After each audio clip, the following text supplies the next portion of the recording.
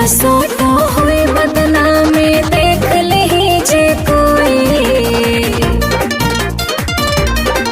अरे लगे न सोटो हुई बदनामी देख ली जे कोई। तहरा ओठ से हमारा ओठ के चुमान कहिया होई। तहरा ओठ से हमारा ओठ के चुमान कहिया होई।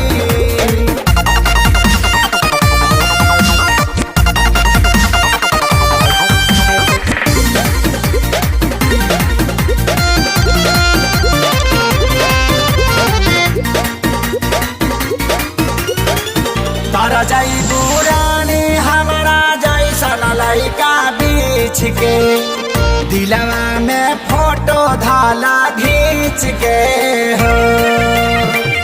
अभी जवानी 17-18 के बीच के हरी हर कारे दौड़ी सींच के हो।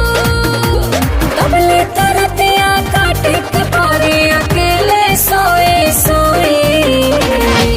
तहरा ओठ से हमारा ओठ के चुमान कहिया होई। तहरा ओठ से हमारा ओठ के चुमान कहिया होई।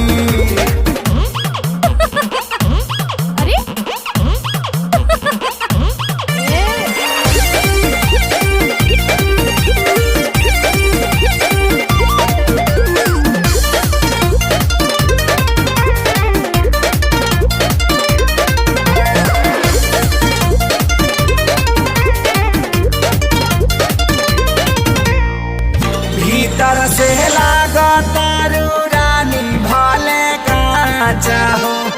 ऊपर से नई खुतू बाचा